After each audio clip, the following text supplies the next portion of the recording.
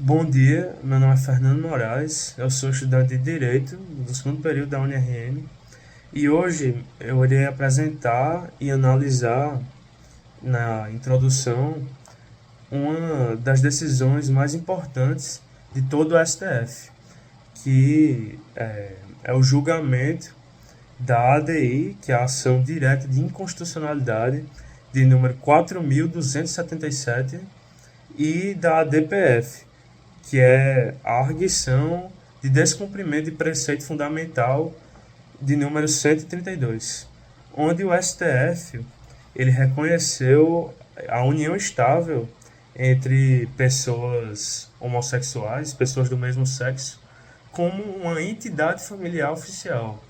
Nesse sentido, durante o vídeo, nós iremos mostrar, de um ponto de vista hermenêutico, como dois ministros, diante de um mesmo texto constitucional, eles conseguiram produzir diferentes interpretações e entendimentos fundamentados no mesmo texto constitucional e, nessa forma, eles tiveram métodos diferentes para ler a Constituição. Tudo isso será mais aprofundado durante o vídeo, mas demonstra claramente de como a hermenêutica jurídica ela tem uma influência direta em decisões do Supremo Tribunal Federal e mostra como o país ele não tem suas decisões feitas de forma mecânica. As decisões envolvem um contexto de análise da Constituição que deve ser levado em conta diversos princípios e interpretações. Ademais, é importante ressaltar que a nossa escolha por esse tema, por essa decisão do Supremo Tribunal Federal de reconhecimento oficial das uniões homoafetivas, não só se deu pela grande relevância jurídica que essa decisão carrega, mas também pela grande relevância social que essa decisão trouxe, pois muitas famílias, muitos casais homoafetivos sempre carregaram esse desejo de terem a garantia dos seus direitos de forma igualitária e muitas vezes não podiam e causavam grandes frustrações e contribuía para o preconceito enraizado que existe na sociedade.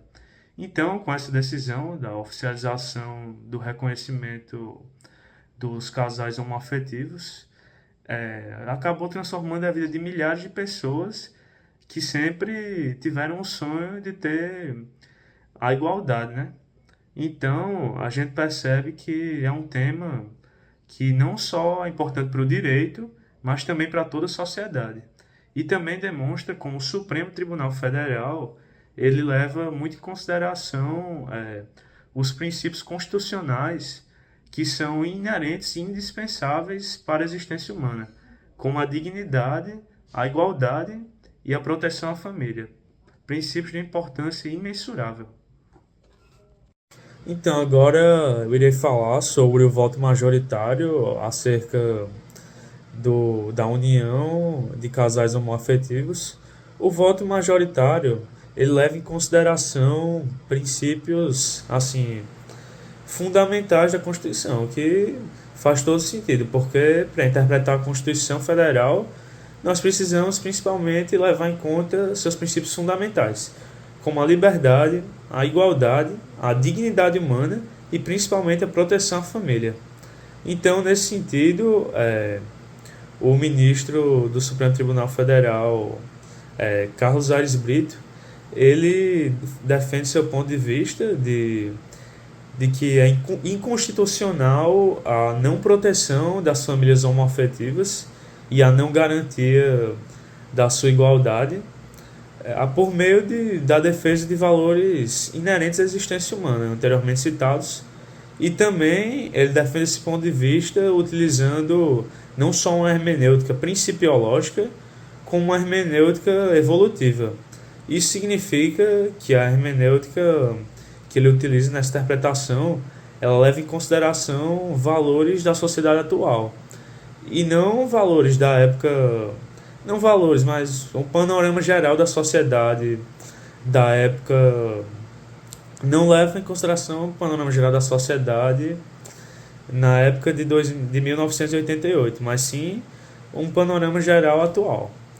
E também ele defende que a família ela não é meramente uma estrutura tradicional ou biológica, mas sim ela envolve relações afetivas profundas e inerentes à existência humana que precisam ser protegidas pelo Estado por meio das leis. Então, ele traz também uma análise de que, como a Constituição ela não menciona abertamente as uniões homoafetivas, ela não as proíbe. Então, ele mostra uma interpretação mais inclusiva, dizendo que a Constituição não proíbe, então ele é a favor da igualdade e garantia dos direitos dos casais homoafetivos. Então, podemos concluir que para o ministro, e conforme o seu ponto de vista apresentado, negar a igualdade e a proteção das uniões afetivas seria inconstitucional, né, como já foi citado antes, por valores assim imprescindíveis, como a igualdade, a, a proteção da família e a dignidade humana. Então, esse reconhecimento não significa criar um novo direito, significa apenas explicitar aquilo que está implícito na lei.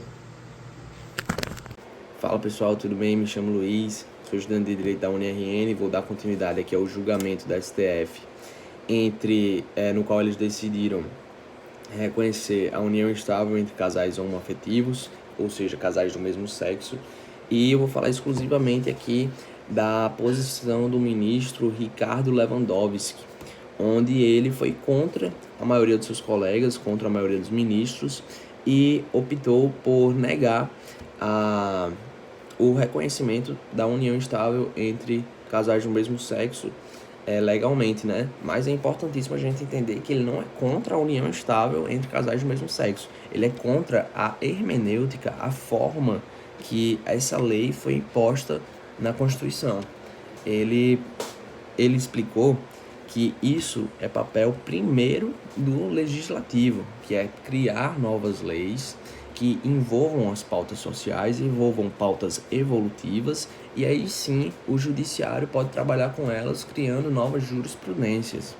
Mas primeiramente isso tem que passar pelo legislativo, e pela lei que ele tinha lido, o texto da lei, ele encontrou vários erros que levaram ele a negar essa união estável. E ele informou, inclusive, que é uma medida cautelar para o público homoafetivo ele negar. Por quê? Porque, como eu disse, tinha vários erros no texto, e outra, o direito familiar foi todo baseado em casais entre mulher e homens. Ou seja, ia ter várias lacunas na lei, onde o próprio STF ia ter que resolver tudo. Se o legislativo tivesse criado uma lei já antecipando isso no texto, com tudo correto, com certeza o ministro Ricardo Lewandowski ia ter um posicionamento a favor. Mas é interessante a gente adotar essa perspectiva do ministro Lewandowski, porque é uma perspectiva que mostra o dever dele com o que está na Constituição, com o que está na tradição. E foi essa pauta que ele abordou mais. Ele preferiu um caminho mais interpretativo, mais restritivo ao que estava na Constituição. Concluindo, a gente percebe que o julgamento de uniões homoafetivas é um debate complexo para o direito, né? E aí a gente vê que ele precisa articular princípios, conceitos pré-estabelecidos do estudo de direito que ele teve previamente. Tudo isso ele leva em conta ao interpretar o texto da lei e aí, consequentemente, dá sua interpretação. A gente percebe que o voto majoritário tem uma hermenêutica mais expansiva, ele ele vai ali na linha da igualdade dos homoafetivos, a igualdade dos homoafetivos para dentro da sociedade. Já o outro, ele tem uma hermenêutica mais contida, em que ele busca a função do legislador, né? E aí a gente vê que a hermenêutica não é automática. Ela é sempre, tem que ter uma construção, tem que ter uma base por trás. E aí depois disso tudo, a gente percebe quanto é importante ele desenvolver essa habilidade para conseguir fazer um julgamento mais assertivo e mais condizente com a lei. Agora, fazendo uma breve comparação entre as interpretações do voto majoritário pelo ministro Carlos Aires Brito e pela interpretação do voto minoritário pelo ministro Ricardo Lewandowski, nós percebemos que no voto majoritário representa uma hermenêutica mais aberta e principiológica e evolutiva, como foi retratado anteriormente, e é aberta porque utiliza valores para defender uma ampliação de direitos e uma maior inclusão e igualdade, né, dos casais homoafetivos.